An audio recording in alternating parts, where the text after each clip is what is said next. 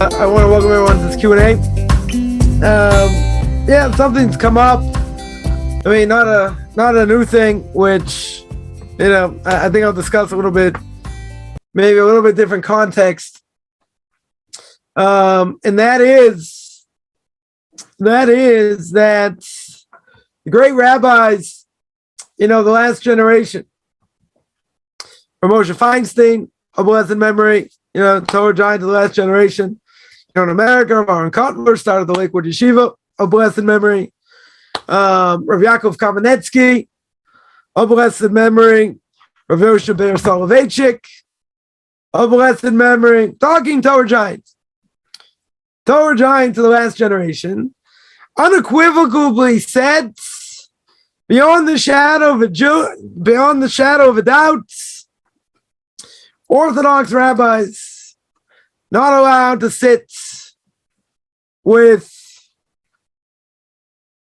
pastors, with Christians. Interfaith things, 100% forbidden. Right? Now, obviously, I'm a small fry compared to them. No question, these are Torah giants. I mean, you don't get much better than them. Torah giants, no question about it. They don't need me to, agree. They are, bona fide Torah giants. They said unequivocally, whatever the word is. They said clear as day. Clear as day. You're an Orthodox rabbi. You represent Torah. You're not allowed to sit, share ideas, have interfaith things. Now, someone would say that's very nice. Well, isn't that obvious? It should be obvious. Isn't it true we don't really have that much in common with them? I mean, they're quote unquote based on the Bible, based on the Old Testament, but they make the Old Testament a travesty and mockery of Hashem. Right? So we have nothing in common. And what good's going to come out of it? We're going to try and draw them closer to us. No mitzvah. No mitzvah. Just the opposite. They're going to try and draw us closer to them. But now, I see something where, you get someone who's a pastor, even an evangelist, it's all excited that there are traditional rabbis giving him the time of day. Now, that's not exactly what he said. Right? But traditional rabbis, we're learning together. Now, first of all, we have to define what traditional is. But I'm not even going to go there. So the person's all excited to sit down with traditional rabbis and learn.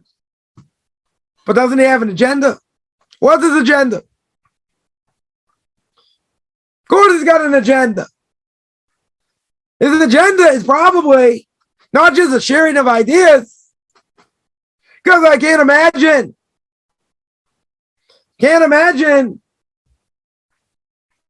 He could care less what Orthodox rabbis have to say. That I can't imagine. So, why are they doing it? To show they're open-minded till their brains fall on the floor? I don't know. They have an agenda. They absolutely have an agenda. Right? Especially if they're evangelists and others. They want to convince us to be like them. Now, do I have a mitzvah and obligation to convince them to be like us? Nope. They want to come closer? That's their choice. Do I have a mitzvah to draw them closer? Absolutely not.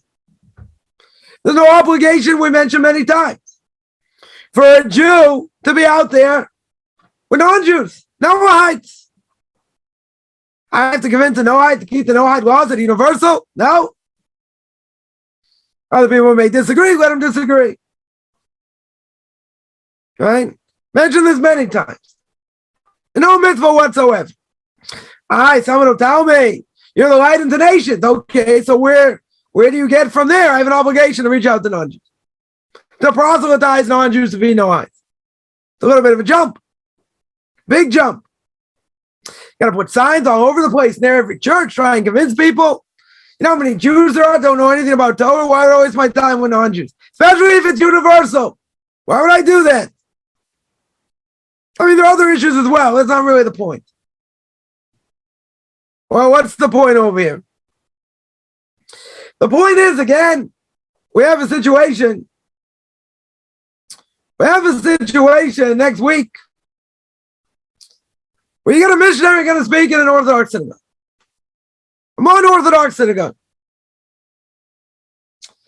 So, this missionary, pastor, whatever you want to call him, he's excited to learn with traditional rabbi. Why would we give them a place to speak? Why would we give them a soapbox? We don't know. We hold, let's say better. We hold their beliefs are nonsense. We hold it's idolatry. We hold we don't have anything in common with them. Someone will say, but he's got to be a motivational speaker. What do I care as a motivational speaker? You don't let someone like that in the synagogue. I don't care where he speaks. Speak in the rec hall. Speak in the cafeteria. I don't know. Speak where they eat. My language, I won't let him speak out of a bathroom. You got to say, come on, that's radical. That's not radical. You don't bring a person like that in. Period. I don't care what he speaks about. I don't care if he sits there teaching math. What do I care? Teaching geometry. Somebody like that, you don't bring into a synagogue as a motivational speaker. So again, same person doing the same thing. So a number of years ago, the speaker backed out. The rabbi himself, quote unquote, he didn't back down. He said it was desecration of God's name. Desecration of God's name, that Jews are upset that a missionary is going to come and speak in the synagogue. Why should Jews be upset?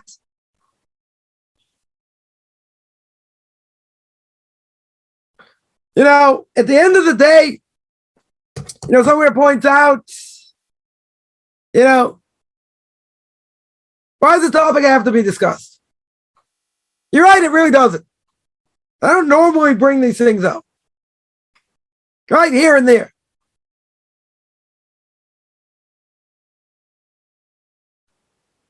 You know, but the last generation, the Gedolim, the great rabbis, the last generation, in America made this clear. Made this clear.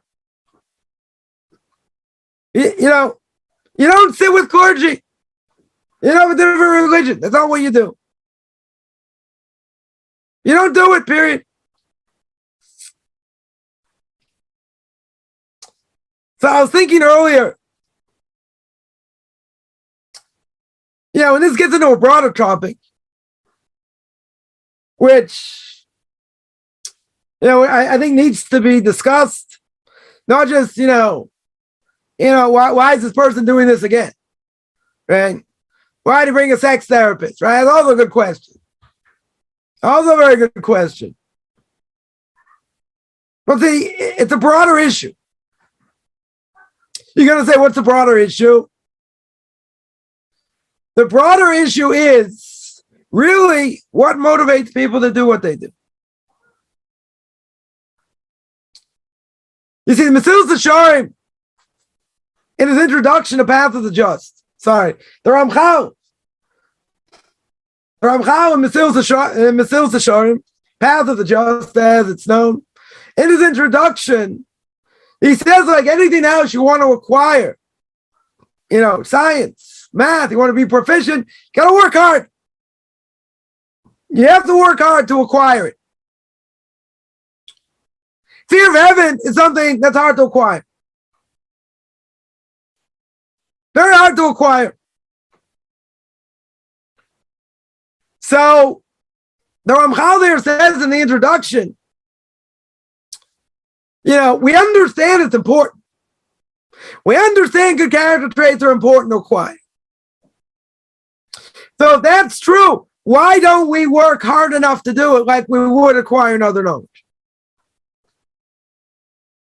If you don't work at it, you're not going to acquire it. Secular knowledge, no difference. A person can take the book, walk around, put it on their head, and think they're going to acquire it by osmosis. No, you got to work hard. To change any character trait, you got to work hard. But see, most people would agree. Again, this is the Ramchal talking here. Most people would agree this is a good thing. Having good character traits is a good thing. They would also agree it's not an easy thing to acquire. And going away from bad things also not so easy. But he said you got to put in the effort. You have to work hard. No pain, no gain.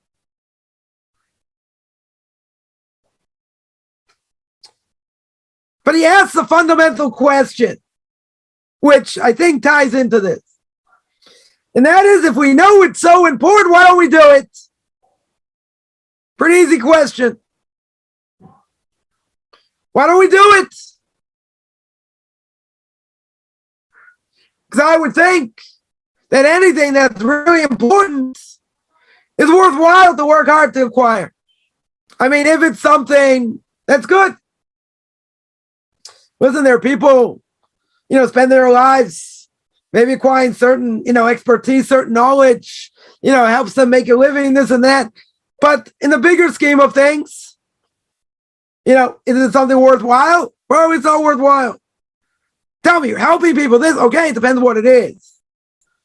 Right? But in general, there are a lot of things, a lot of skills a person can have that's okay. Like, so what? Does that draw you closer to God or not? That's what we're looking for. Are we going closer to God or further away? So to acquire something that's good, that's worthwhile, takes time, takes effort. So this is one of the most important things of how we interact with others, how we stand in front of God, what we do. So how come people don't think about it? Not my question. It's the Ramchal's question in the introduction. The path of the just. But if you would ask most serious, people that learn Torah, and you would ask them, isn't this really so important? Everyone will agree. Not one person will disagree. Right? Then you ask them the second question. And the second question is, if it's so fundamentally important, so why is, they'll ask you, okay, so how much time do you spend a day learning these things? And working on different ways to fix up bad character traits. So even someone grows up in the system, in the Orthodox system, and the boys and the guys are learning yeshiva, they have a certain amount of time they learn this. It's called Musa, ethics. Or 20 minutes, half an hour, something like that. But also has to be learned. Not only learned, but you have to work on putting it in practice. The Ramchal in Path of the Just has a whole system. And he says if you follow the system, what's the end result? The end result is Ruach HaKodesh, divine inspiration. Lowest form today of prophecy. Lowest form of prophecy today. So that being the case, if you follow the steps, and they're not easy to follow, people give up after the first couple of chapters. Controlling all my thoughts and this. It's hard. It's hard work. But a person can get to divine inspiration. I'm not saying you're going to sit there, think about things for hours on end. You got other things to learn also. But there are people who don't even ask the question. How come they don't ask the question? They'll tell you it's important. They'll tell you it's very important. Okay, very good. At least they'll admit that. So if it's so crucial and it's so important, why don't you study it? Why aren't you doing it? Why aren't you working hard towards it? It's catch-22. If you tell me it's important, then it's something I should focus on. If you tell me it's not important, I understand. Then I understand better. It's not so important, let's say. So if I don't have to work so hard, maybe I'll learn it, maybe I won't. It's not a priority. Don't we say derech eretz kidmu l'Torah? We say that a person's character traits even come before Torah.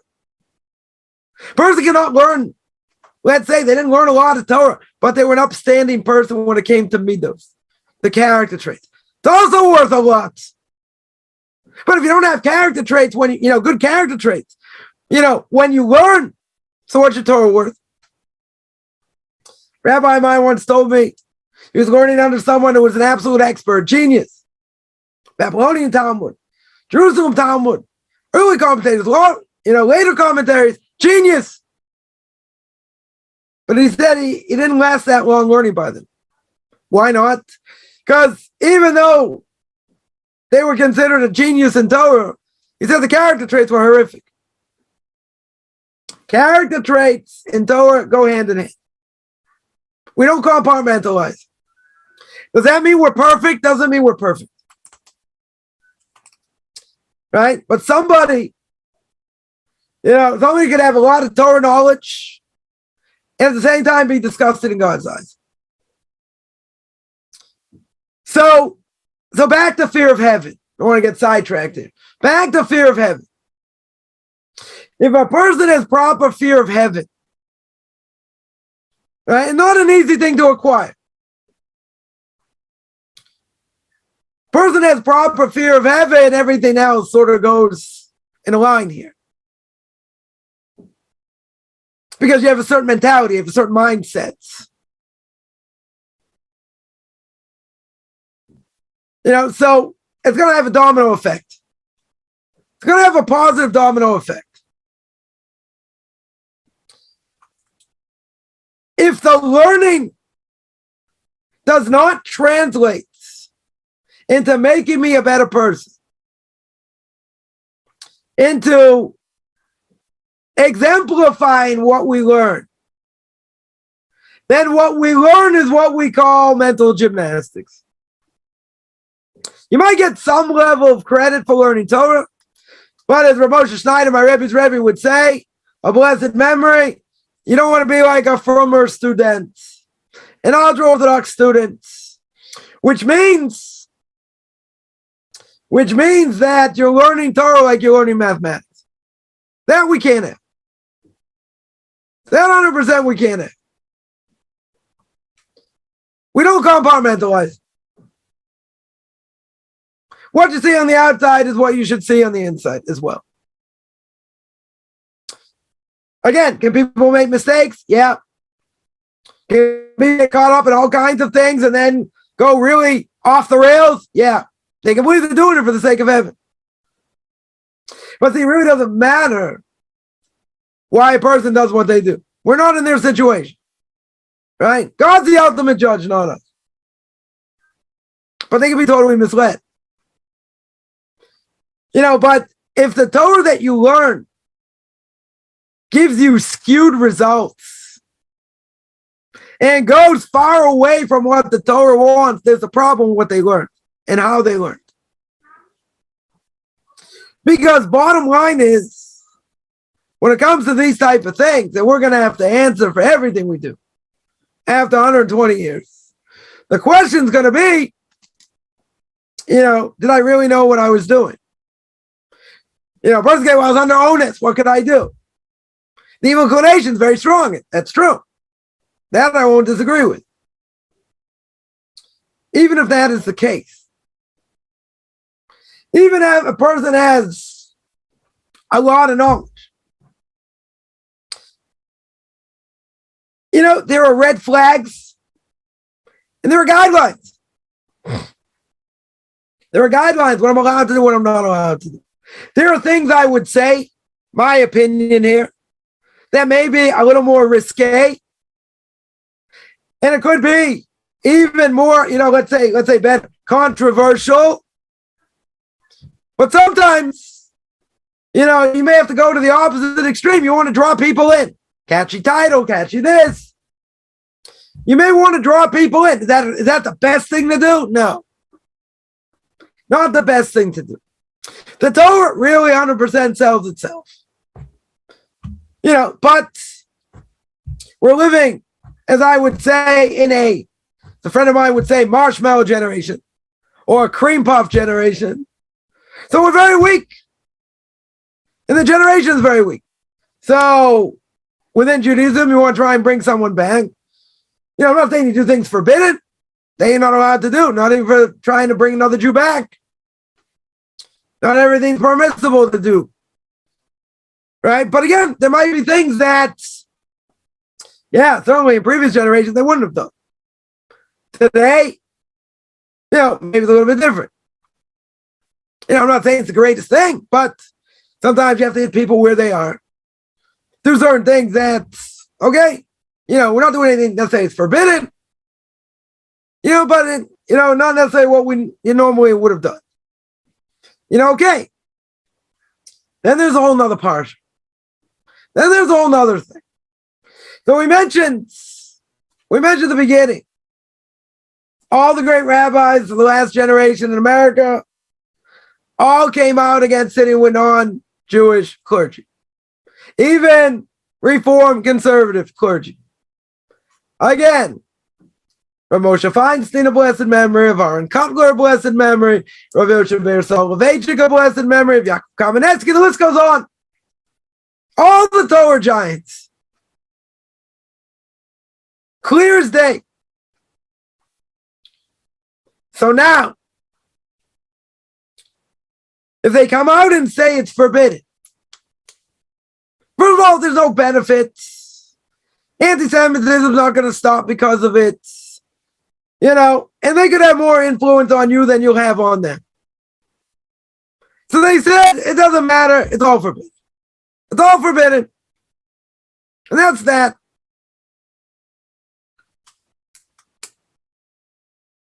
So now, bringing in people to speak doesn't matter. You're not discussing theology. Person, the motivational speaker. What do I care what the person is or not? So the question is, okay, we've harped on this a few times, but let's see the broader picture. What's the broader picture? The broader picture is what's going on in a person's head to think this is okay. If you want to tell me a person's reform and conservative, I have no issues. I mean, not true. There will be issues, but you can't, we're going to jump up and down and scream about it. They don't know the Torah's from God. They don't believe the Torah comes from God. They pick and choose and they do what they want. Okay, I don't have an issue with that. Right? They want to cut out a lot of the Torah. They don't believe this, that, okay. They don't claim to be holding anywhere in the world. Spiritual. Now, someone who claims to be Orthodox, that's a different story. Right? We're supposed to toe the line over here. We believe the Torah comes from heaven. There's reward and punishment. God is absolute. Right? You can't add or subtract to the Torah. Moshe Rabbeinu, the greatest of all prophets. There are principles. Right? 13 principles of the Rambam. Of Maimonides. So, you go against any of those principles as a Jew. You lose your status of being a Jew unless you properly repent. That's how severe they are. So, every Jew has to uphold that. Right? It don't apply necessarily to non-Jews. Right? Every Jew has to uphold that. Okay. So now, what do you do? Sorry, let's say better. So if that's true, and there are many things that are black and white. There are gray areas. I'm not going to say none. But see, when you open up a Pandora's box, everything goes to pot. Yeah, you want to be the most leftist in the Orthodox community and do certain things, the vast majority of the community is going to be upset. right? You're breaking down barriers. Oh, sometimes you have to. Sometimes times call for that. I don't know when. Got to have big shoulders for such a thing. Right? But, in the end, just like the Noahide laws are universal and make sense according to our own logic, right? They are the logic of the Torah. That's why it's not my job to go out and find Noahides, as we mentioned before, because they're universal. The laws are universal. They want to come to me and learn about it, different issue. For me to go to them, who says they got an obligation? They're universal. Now, within Torah, there are other things that are universal. Many things. I mean, not universal in the extent that God says you're allowed to do this, you're not allowed to do that, and what the criteria is.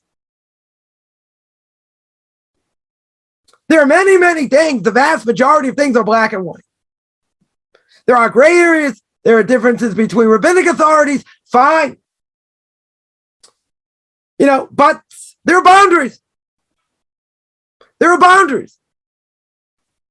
So a person always has to ask themselves the question. They hear what a rabbi says. Now, if they have other knowledge, they're going to say, well, this sort of contradicts this, or this sort of doesn't make sense to that. Now, I'll give an example. Right? A rabbi of mine, when I was first learning, and I have a lot of gratitude, for what this person did for me. No question. But he's a heretic. He's a heretic. Eventually he said, okay, you want to leave the yeshiva, that's fine. Go somewhere where it's Zionistic, and you should make sure you do the army. I said, but I have enough money, I can sit and learn for years. For years. So basically what this rabbi was saying is that doing the army in Israel is more important than learning Torah. Now, some people would argue you need a standing army. I agree. You need a standing army. Even at the time of King David, there was a standing army, but yet people sitting and learning. Right? So without going into that issue, because I've dealt with it before, the bottom line is, what does rabbi say? I hold learning Torah comes second to doing the army. In other words, they'll say, really, learning Torah is the most important thing. But you know what? Sometimes you have to close the Gemara, and this is what you have to do. There are times that's true. Hear the shofar. If you're learning, you close the Gemara. Right? To make a bride and groom happy. You can stop learning Torah. Bury somebody if no one else is there to bury them. You can stop learning. Doing the army, that's not one of them. Right? But if you're going to tell me, come on. If there was a Sanhedrin, and the Sanhedrin says, everyone has to go out to war, everybody goes. But it's a very big jump to say, first of all, you want to tell me there's a mitzvah to live in the land? That's the whole question is in and of itself. But if you want to tell me it's a mitzvah to live in the land, now you got to tell me it's a mitzvah to do the army. That's also a big stretch. Bigger stretch. But what this person is saying is, doing the army comes first. If you want to sit and learn, that's great. Sit and learn, do the army, sit and learn, do the army until you finish your army service. So they're equating doing the army with learning Torah. Isn't Torah, I mentioned the Pirkei Avos, that's where it came up. I had my last class on Pirkei Avos, ethics of our father. There's nothing more important than learning Torah because the mission there says, Torah's life. Right? Let me get the exact quote here. The quote was, the more Torah, the more life. That means there's nothing more important. That's what we said. There's nothing more important than learning Torah. So how can someone say this is more important if you're not at war? Then I should be doing the army instead of learning. A big jump. So someone's now going to think. Someone's now going to think and say, does that statement make sense? Does that make any sense? Aren't we taught there's nothing more important than learning Torah? Yeah. He's saying otherwise. So now, I have other knowledge. You can say, well, it's not so simple. It is pretty simple. In the outer Orthodox world, that's pretty clear. That's clear as day. Nothing more important than learning Torah. Now, the modern Orthodox community, they also say Torah is important. They're not going to deny Torah is important. But there are going to be other things that supersede that. In other words, they're going to agree, and we would also agree, that a person, has to support his family. Has to put bread on the table. You're right. So when a person's out there working, doing whatever they're doing, they have no choice. That's what they have to do. Whatever it is. Is that the ideal? No. But once a person's not working, they should be learning. Right? They're only working because they have to put food on the table. Right? It applies to a guy, not to a woman. Whatever the case is. Right? But what does the modern Orthodox community hold? Some of them, a good part of them. Not only, you have an obligation to put bread on the table. Not only is a mitzvah to do it, right? But something to thrive in. And that goes hand with other things. Watching movies, going to sporting events, different things. And I've spoken about that a lot also. So even without going there, there's a certain continuity. There's a certain continuity there. So, I'm not going to say across the board, every modern Orthodox person's like that, and every modern Orthodox rabbi has that. There are many that are very, very strong in their beliefs. They're not cream puffs. They're very strong in their beliefs. Very well learned. And there are others that take liberties. I guess that's what I'll call it. They take liberties and stretch things well beyond the way it should be. Again, a person, there'd be a whole question, let's say like this. You want to bring in a motivational speaker to a synagogue. What would be the first thing I would say? If a great rabbi is a great motivational speaker, bring him in. Or bring someone else in. You start with our own first. So let's say they're all booked. You can't find someone. So you go to a non-Jewish motivational speaker. Is that the end of the world? No, I wouldn't say that's the end of the world. Right? I don't think it's a good thing, but I wouldn't say it's necessarily the end of the world, as long as it's part. No religion. So you can say he's not going to bring you religion, even though he's a missionary. Okay, this is a little bit much. A little bit much. So, the bigger question over here is what's going on over here? What's the mindset? We want to make sure people do things right. They don't stray to the left or the right, etc. Now, even if I had a guarantee, what this person's going to talk about, all these other things, and he's a non-Jew, you want to let him speak. I wouldn't recommend it, but okay. Technically, nothing wrong with it. If he's got an agenda, you've seen what his agenda is. And he's so excited to learn, with traditional rabbis. He's not interested in learning traditional rabbis to get to the truth. He's not interested in truth. They're not interested in truth. So I understand his part. I understand, an Orthodox rabbi is giving him the time of day. He's giving him credibility. For him, there's a golden opportunity. Giving unbelievable credibility. And if you tell me a church will let an Orthodox rabbi speak, give over whatever he wants to give over. Some might say it's also a good opportunity. Speak in such a way, let them think about what he said. Maybe he's going to convince people, whatever. It's also a golden opportunity. That's not going to happen, though. It's not going to happen the other way. Right? I haven't heard too many churches and mosques allowed Orthodox rabbis come and speak. Or any rabbis come and speak. Right? Now, I could be wrong. I'll be the first to admit, if that happens all the time, I'm sure it doesn't. And it wouldn't make sense. Why would they let them in? Why would they let them in? Oh, but you're going to let them into us? Oh, that's a different issue. They don't have a problem with that. Not at all. So, the mentality, is hard to understand here. If there are clear-cut guidelines, forget Reform and Conservative. I'll get them on Orthodoxy in a second. If there are clear-cut guidelines, and this would seem to be pretty clear-cut, so you say, well, maybe this lenient opinion says it's permissible. Let's use our heads for a second. Let's think. Is this something that God's going to be proud of or not? You gotta say, how do you know? Wait, you spoke to God lately? How do you know? I would think this is not a good thing. This is something God's not going to be happy about. In any way, shape, or form. Why in the world should we give something legitimacy that it doesn't have?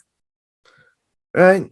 I wouldn't try and fit evolution into the 6 days of creation because it's false. It's a false premise. Some people may want to try and stick it in there, different things. We hold it's false. It's 100% false. If I understand something's 100% false, why would I let someone speak about it? You can say he's not going to speak about it. He's not going to speak about it. He's not going to be a motivational speaker. If it's a Jew, I can understand you want to have dialogue. Try and bring him back. A non-Jew, who says? If he's an idolater, I have to try and convince him. So I have to have a dialogue for what reason? No reason, no point. It's a waste of time. It's a waste of time. So this person will say, you know what? I asked my rabbi, who shall be nameless because he doesn't want to get killed. And he says it's okay. He's got broad shoulders. Very good. He's got broad shoulders. Right? How far do you want to stretch the limit here? And there are groups within modern Orthodoxy that are not Orthodox. Call themselves Orthodox, but they're not. Even that I wouldn't have a problem with.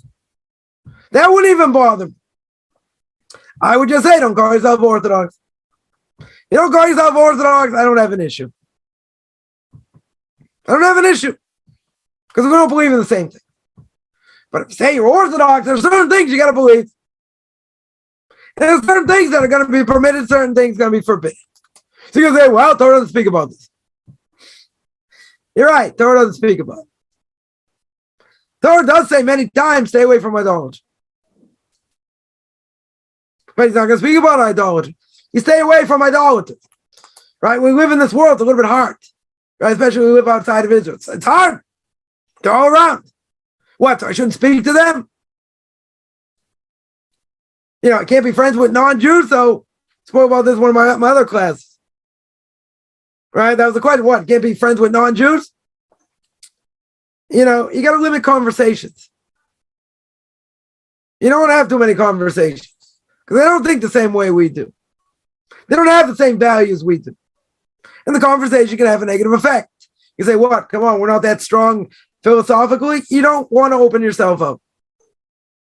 You don't even want to let any of these things in at all. There's a lot of heresy out there. So we have to be careful. So someone will say, well, you only live amongst people that think the way you do. That's right. That's why I live in an Orthodox community. Exactly right. People should think the way that that the Torah says they should. Some communities are stronger, some weaker. It doesn't matter. But you want to be around like-minded people. True.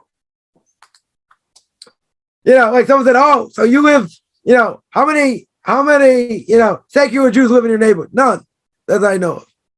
I mean, there's some that have gone off, whatever, but, essentially, I don't hang out with secular Jews. Right? My question would be to a secular Jew, oh, so now you're going to paint me as a bigot. I only hang out with the people I think like. So how many Orthodox Jews you hang out with? So why don't you live, close to the Orthodox community? Oh, I would never do that. Because they're not open-minded. I have to be open-minded until my brains fall on the floor, but you're not open-minded. It goes both ways. Now, the question over here is that, is modern Orthodox an American thing? Or is it in other countries? First thing is, even in Israel, there's what we call, religious Zionists. There are people that are traditional. We'll call them dati. They're traditional. I want to, some more, some less. Mostly by Sephardic people. But the modern Orthodox crowd will be considered like the religious Zionists here. Now, there are many in the religious Zionist camp are very strong in their beliefs.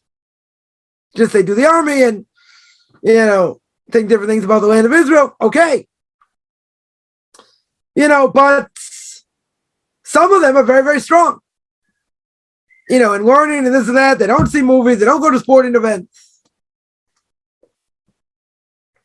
Other people, I would say, no different than those in the States. Right? It's really much bigger, I think, in the States than most places.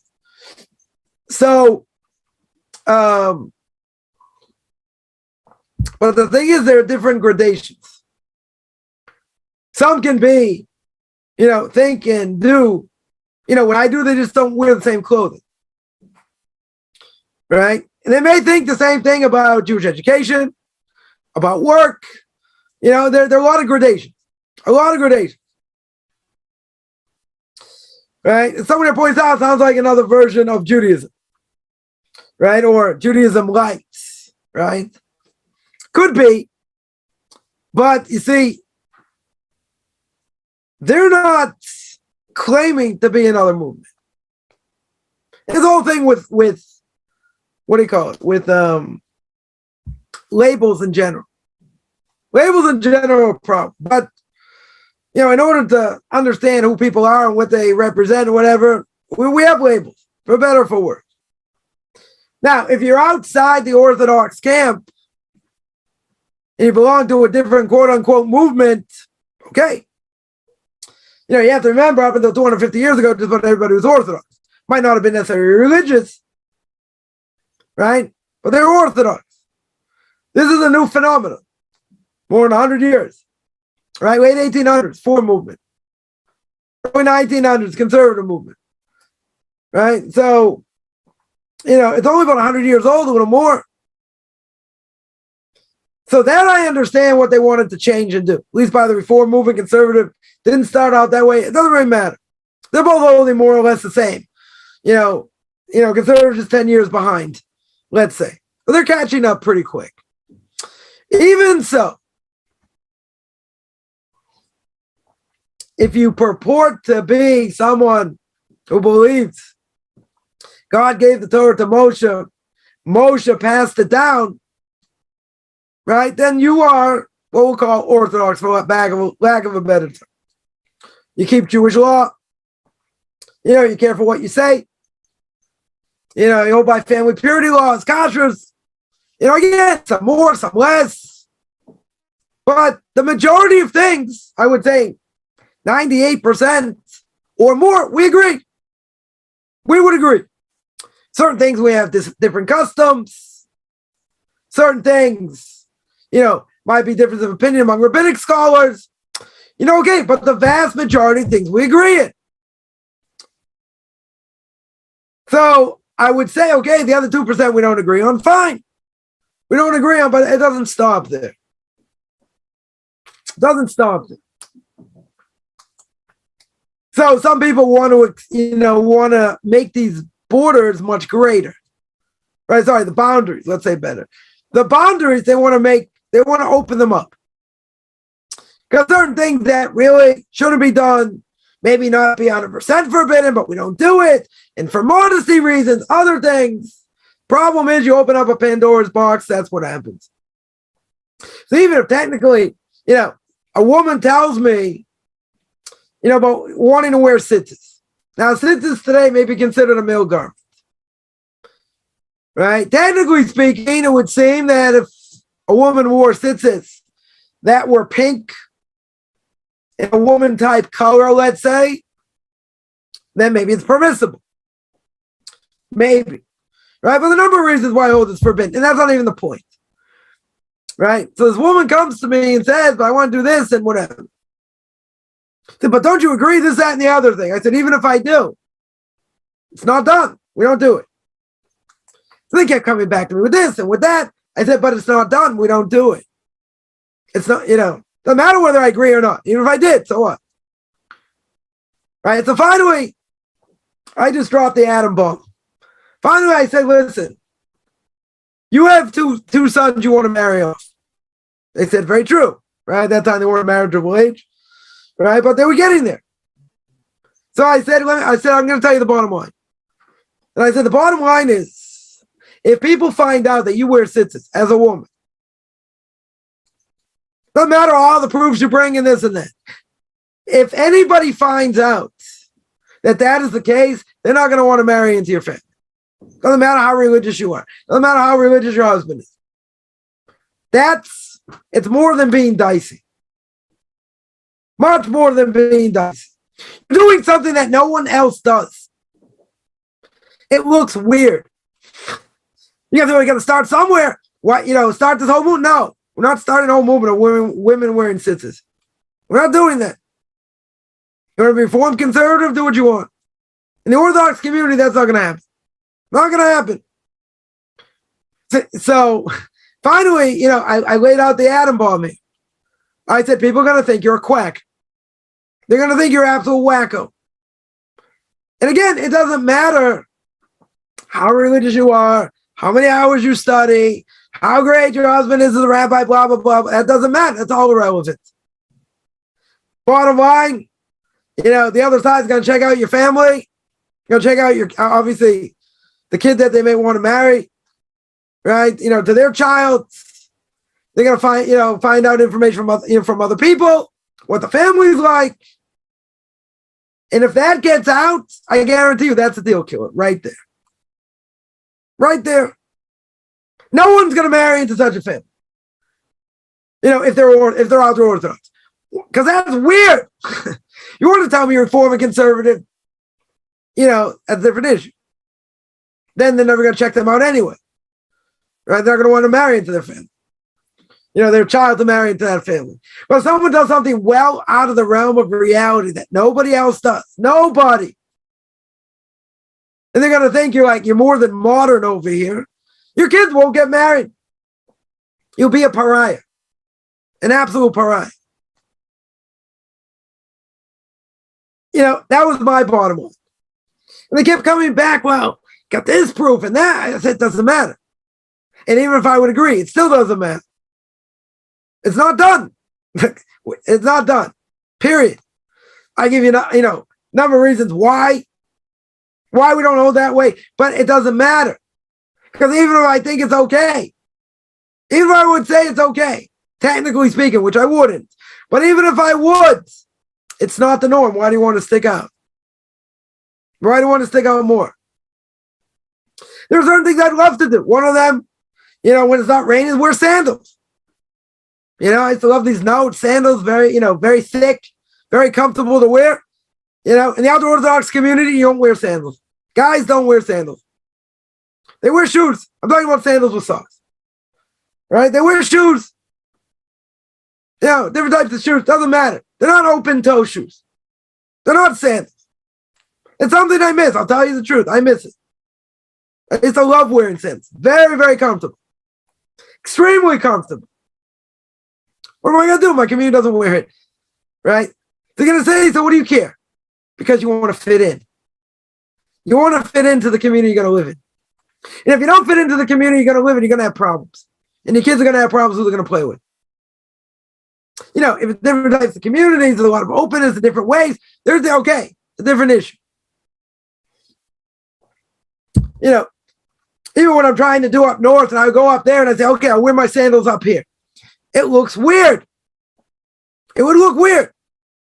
Now, synagogue up there, I pray in. A lot of different types of people there. People that are, I would say Zionists and whatever. Most people black hat wearing, not everybody. It's an interesting mixture. So I come in with my long black coat wearing sandals. That's going to look a little bit weird. But, okay, I wouldn't do it on Shabbos. Right? At least Shabbos I wouldn't do it. Right? During the week, why not? They're so comfortable. So comfortable. You know what? Your kids are going to go, they're going to be issues. There are going to be issues. So the greatest advice I got, one of my rabbis, when I came here, when I came to Israel, was do whatever it takes to fit in. And have your kids fit in. Be mainstream. Don't do anything out of the ordinary, even if it's permissible. And if you do, hide it. You're going to say, what, I'm keeping my own individual? Again, you live in a community, you got to toe the line. If there are different standards in the community, different issue. Question is who you want to identify with. Now, if I want to be modern Orthodox, I wouldn't be wearing a white shirt every day. I actually had pink shirts. Dark blue shirts. I had a yellow shirt at one time. You're not going to wear that in other Orthodox community. If you want to fit in, you won't. Right? If there are different standards in the community, okay, but it depends who you want to identify with. What type of community? I'm not saying the person got to change their dress overnight. Wear white and black, white and blue, white and gray, right? White shirt, with or without pinstripes. But who are you going to relate to? What type of community? That a person has to think on, themselves, who they want to relate to. In the modern Orthodox communities, we mentioned there are many gradations. There are some very strict, won't have a TV. There are some who will let their kids watch certain things only certain times. There are others that TV is not a problem. Going to a ball game is not a problem. Movies not a problem. There are different levels. We're going to say, but are movies forbidden? They are. For what reason? Either there's immorality, there's cursing, there's, all kinds of other things going on. Bad messages, not to mention a waste of time when a person could have been learning, at least for a guy. You tell me for a woman, maybe it's less of a problem. Okay. Does it make me a better Jew, closer to God or not? That's what we have to ask ourselves, anything we do. So now back to the, so someone asks, well, is it just an American thing? No, it's in other places also. Just call it different things. But, since I grew up in that culture, and I would say it's more predominantly there. There are things you look at, there's a group called Open Orthodoxy. You see some of the things they do and they say, they're not Orthodox at all. Not one thing. How can they call themselves Orthodox? It's a problem. So the question is, the real question is, where do you draw the line? Where do you draw the line, for certain things? And I would say very simply, you want to toe the line and do what other people do. You want to be modern Orthodox, you can dress however you want. There are modern Orthodox women, I'll throw this out there also, because I'm going to pick on them a little bit. Right? Some of them, married women, barely cover their hair. They wear a baseball cap and 3/4 of the hair is hanging out. That's forbidden. So someone asked me, how could they do it? I said, that's not you don't ask me that question. Go ask them why they do it. Isn't it true? A little bit of hair came out, okay, right? A hand's breadth, right? A fist. If that amount of hair came out, one thing, you still have to cover it up. Right? We're not going to whip you with a wet noodle if it happened, but you got to cover it up straight away. Who says I can leave 3/4 of the hair uncovered? Where do they get that from? I have no idea. They're going to say, well, at least they're covering their hair. That's not the mitzvah. The mitzvah is you're going to cover it. Now, if I want to say, what about a wig? Wigs, more beautiful than human hair in many ways. So if you're Sephardic, they don't wear wigs. Some Ashkenazim also. We're going to wear scarves, berets, whatever, but they won't wear a wig for that reason. But there are modest wigs. We're not talking about a wig that goes all the way down your back. Right? Shoulder length, no more. Right? It's permissible as long as it's not ostentatious. But again, if you're Sephardic, you won't do it. But okay. So then what is the permissibility to cover your hair 1/4 of the way? That makes no sense. Doesn't make any sense at all. So why do women do it? Why do people do all kinds of things? Why do people smoke? Why do people gamble? Why do people do things that are bad for them? I can't answer that. You have to answer them. It's addictive. It's this, whatever. Many things. I don't normally answer those questions. But I would say, if you're going to do the mitzvah, you do it right. If you're not going to do it, I would say don't bother. Because if you're going to do it halfway, nothing good is going to come out of it. That's my fanatical side. Nothing good will come out of it. So you're going to say, make a Passover Seder. Big deal. You read the book. You read the Haggadah. Rub it up, dog. Let's eat. You finish the Haggadah in 20 minutes. You don't discuss anything. Drink the wine or grape juice. Eat a little bit of matzah. And that's it. You're done by 7 o'clock. That's called Passover. Or nothing.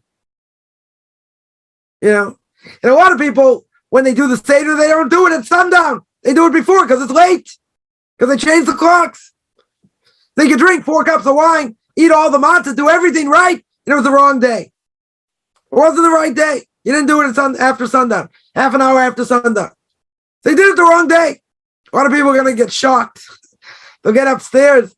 They say, well, at least I kept the Passover Seder. God says, really? Allah is you have to do it at sundown. You finished at 7. Wasn't even sundown. Still light out. Wasn't even Passover. Okay, I'm making fun of it a little bit, but it's kind of silly. If you do it right. You don't do it, don't bother. Right? That's what I would say.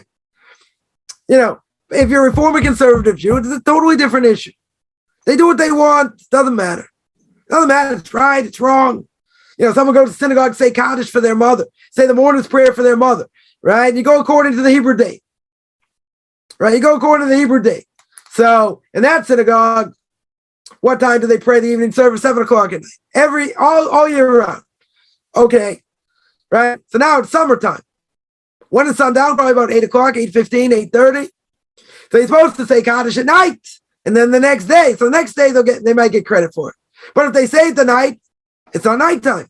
It's the wrong day, right? So that soul thinks, oh, I'm getting all this help because they're saying Kaddish for me. It's the wrong day. The wrong day. You can say, well, it's a thought that counts. We don't hold it's a thought that counts. We hold, did you do it right or you didn't do it right? There could be different levels, different things, intention, okay. But if you didn't do it right, you didn't do it right.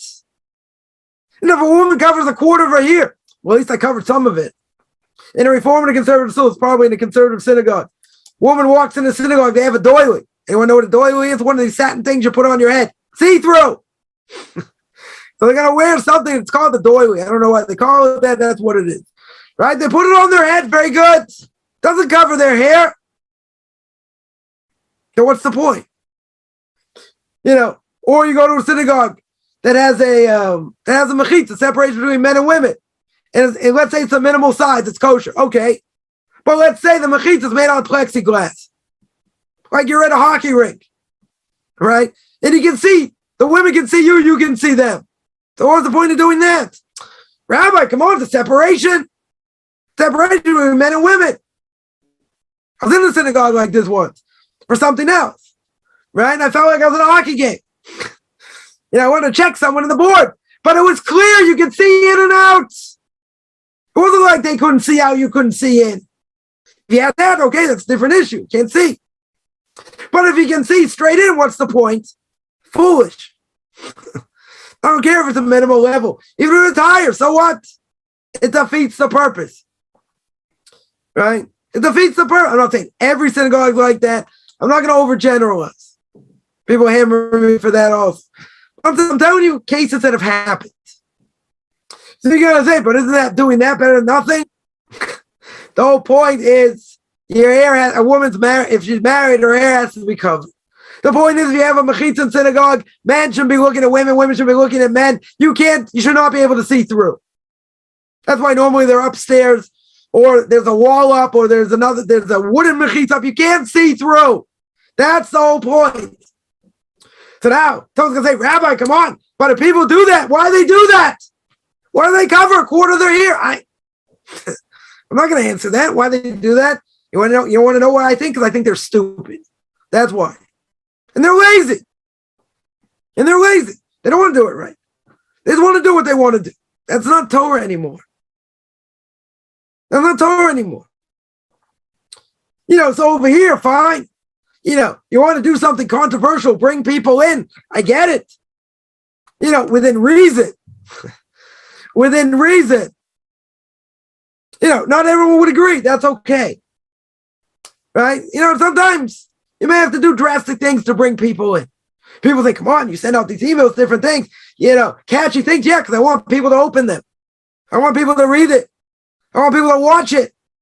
So yeah, I'll make it a little more flashy, maybe a little more controversial, this, that. Okay. People will say, why don't you just put up the sign like this? I could, make it generic and whatever. But I want more people to see it. I want more people to open it. Right? So not everyone would agree with that. Okay. Technically, did I do anything wrong? I didn't do anything wrong. I'm not doing anything forbidden. I'm not saying the tomatoes and orange. I'm not doing that. Comparing different things that have nothing to do with each other. There is a certain level of leeway. People, may put up, signs, flashy things, different things, to draw people. That's not forbidden. People may not like it, it's not forbidden. But if you're going to do something that goes against the grain of everything that Torah stands for, right? So you're going to ask, so why would he do it? And it's very simple. First time around, didn't think there was anything wrong with it. Supposedly had a rabbi behind him saying it was okay. And he didn't want to be named. Of course he didn't want to be named. Second time around, all of a sudden think it's a problem. I'm going to convince him why it's a problem. He's going to tell me he's a motivational speaker. He's not going to speak about Christianity. He's not going to missionize. This guy is jumping up and down for joy. Right, this missionary. Because he said, traditional rabbis. We're having dialogue with traditional rabbis. He knows who the real deal is. He knows the Reform rabbis, Reconstructionists, whatever you want to call them. They're all a bunch of Mickey Mouse rabbis. They all don't know much about their own religion. Right? So what does he care about them? That's not such a big thing. Not such a big thing at all. He's got Orthodox rabbis to talk to. Oh, that's a whole thing. That's much more important. That's much more worthwhile.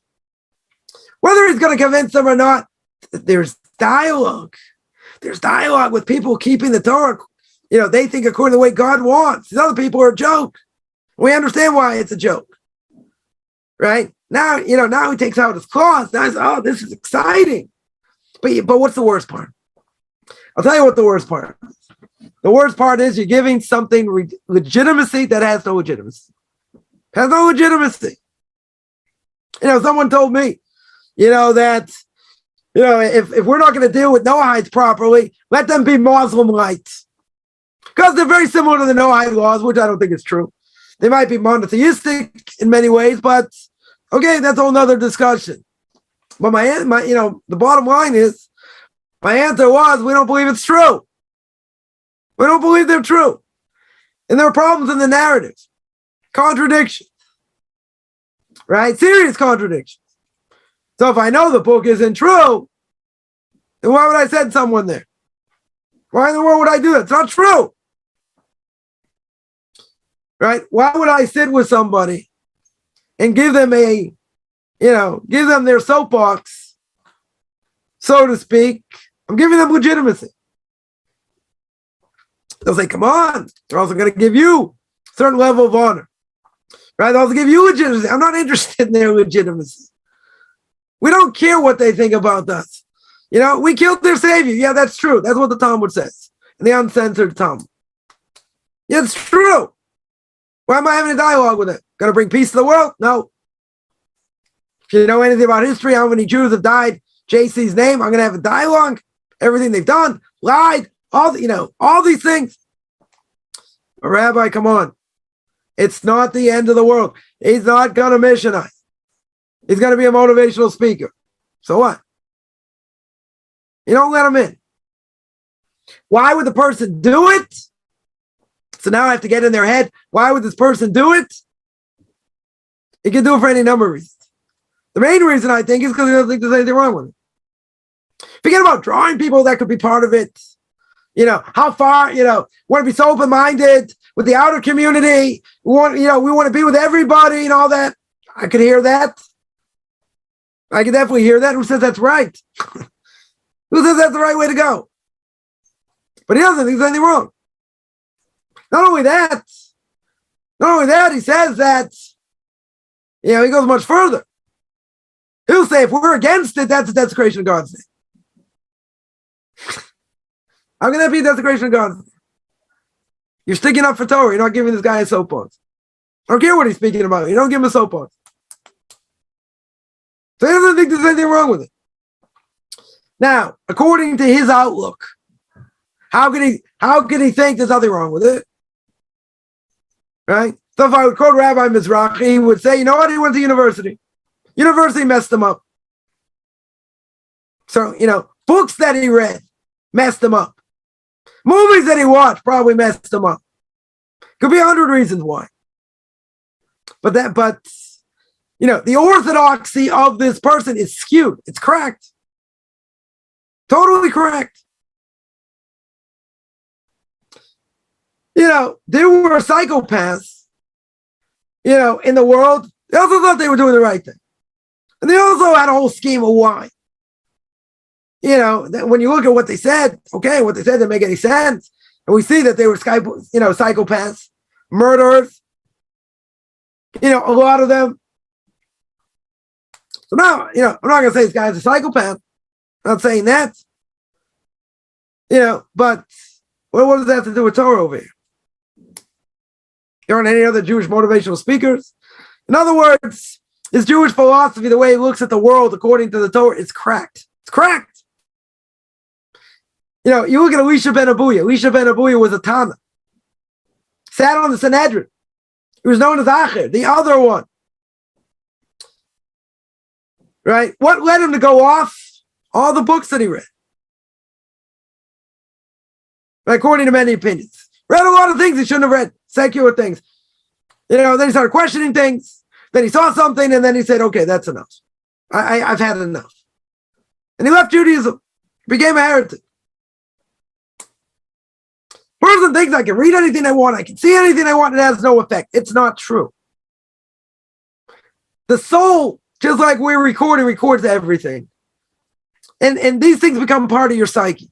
Now, if a person watches things and there's a lot of cursing, a lot of vulgarity, don't you think a person may curse or whatever? At some point you think, no, I'm not going to do that. It has an effect. A lot of these things have an effect. But a person could cloud things, and think, and say, okay, I'm going to take out the bad, I'm going to only use the good. Right? That was the question of Rabbi Meir. Right? One of Elisha ben Abuya's main disciples was Rabbi Meir. And they asked Rabbi Meir after Elisha ben Abuya was a heretic. They said, how could you learn from him? He's a heretic. You can't learn from him. So what did he say? He said, I'm gonna take what's good and the other stuff I'm gonna spit out. The heresy I'm gonna spit out, like, if I was eating something in the shell, I'll eat the thing in the shell that's good, and the other in the shell itself I'll throw away. The shell itself I won't use. Right? But this leads to other issues. Right? And one main thing is, if somebody does this, and doesn't think there's anything wrong with bringing such a speaker, not to mention a sex therapist, right, as well, that was done a number of years ago. If they don't think there's anything wrong with that, what does that say about their Torah? Can I listen to anything they say in Torah? Person could be big in Jewish education, could be big in all kinds of things. I wouldn't trust anything this person says. Nothing. You're going to say, well, can't you just take the good and throw out the bad? No, it's all bad. It's rotten to the core. Because that leads other people astray thinking this is okay. And other, wacko philosophies within Orthodox is also okay. It's like taking a minor opinion. All the rabbis say, not allowed to do it. One Torah giant says you're okay, you're allowed to do it. I'm going to hold according to that. Oh, but what about the book of Exodus, chapter 23, verse 2? Go after the majority for good. How can I hold according to minority opinion here? It's a whole discussion of itself. Probably not a good example, right? But something like that, you got to be careful. Because if things that are done that certainly aren't good, you throw the whole thing out. I just heard Rabbi Berkowitz, shlit'a should be well. From Eish Torah, the head of Eish Torah. Spoke about this whole case I spoke about on controversial issues. Chaim Walder, wrote all these books, or Walder, I think his name is. Whatever, wrote all these books, he said you get rid of the books. This guy is a psychopath. Narcissist, psychopath. Did all these terrible things. You get rid of his books. Everything's bad. Because, we're not getting into his head, why did this, why did that. That's, as he said, that's for the beis and Shomam. That's for the upper, that's for the heavenly court. It's not for us to judge. If we would have been in a similar situation, whatever. But that's not even the point. That's exactly what he said. That's not even the point. It doesn't matter what his psyche was. And why he did what he did. That doesn't matter. He did what he did. So you can't read anything he wrote. Because the person, on the inside is totally corrupt. Doesn't matter if what they wrote wasn't corrupt. Right? You throw the whole thing out. Because the person himself is corrupt. From what he did. So in this case, in our case, that ain't different. You're going to bring this guy, this missionary, the motivational speaker. He's all corrupt. All within is corrupt. Can't listen to anything he says. If he tells me right now in Jerusalem it's 6:18 p.m., which it is, I'm going to look once, twice, three times. I'm going to check all over the place if that's the case or not. I'm not going to trust one thing this person says. Because this is egregious. This is something's no excuse over here. He thinks it's no problem. Why not? Ego. Well, it has to do with ego. I'm going to do something that people, wouldn't do. Heard a rabbi learned under, came to prenuptial agreements. Person gets married, and, sign a prenuptial agreement that God forbid they get divorced. They're going to go to ex-rabbinical court, and the husband's going to give a bill of divorce. Right? And this person has the gall to say, I can do something that Vilna Gaon 250 years ago was afraid to do. You're comparing yourself, this person is an ant. We're all ants compared to the Vilna Gaon. My Rebbe is an ant compared to the Vilna Gaon. Brisker Rav, a blessed memory, was an ant compared to Vilna Gaon. So you want to say you're doing something the Vilna Gaon was afraid to do? I wouldn't trust anything this person says. That's ego at the highest degree. Person also said, Rav Shach has his opinion, I have my opinion. Rav Shach was the Gadol Hador, last generation. Greatest rabbi of the last generation. That's ego. Ego has no place in Torah. None. When somebody says something like that, I won't trust anything they say in Torah.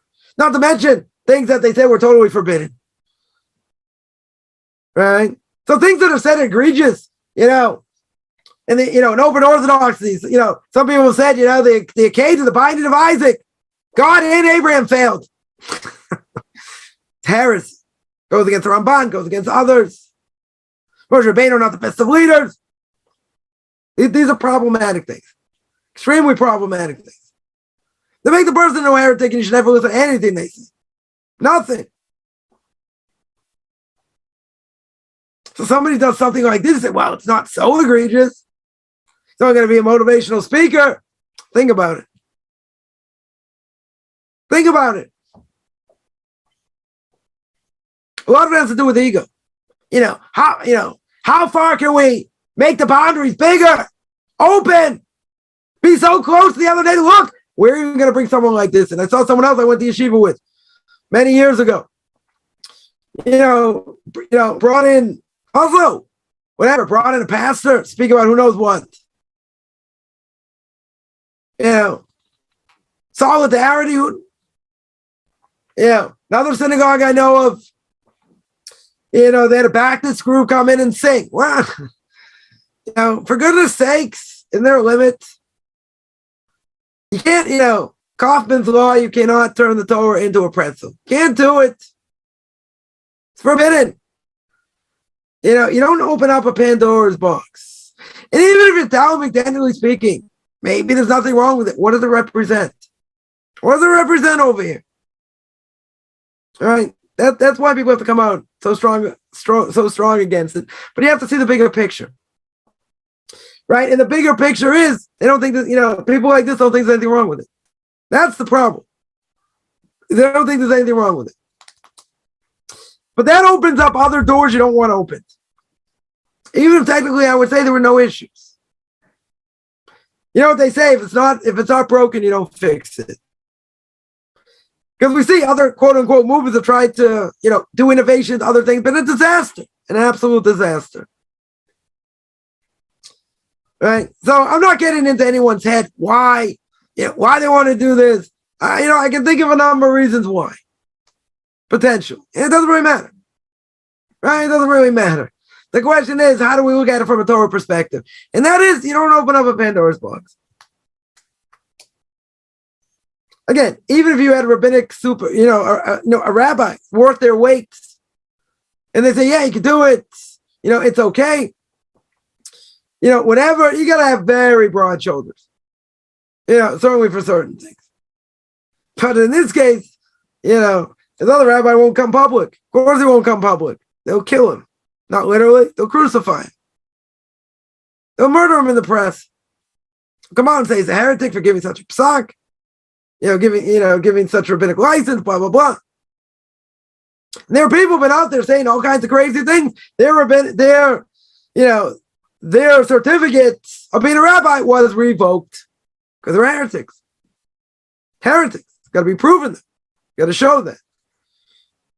Right? So that's what, I would say on that. I do feel bad sometimes, I do bring this up, but, people have to know. Certainly not going to be afraid to speak the truth. And people don't like it. Okay, it's too bad. but you can't just let things go on. And, no one says anything, because if we don't say anything, then we're just as guilty. Even if nothing's going to change, we're just as guilty.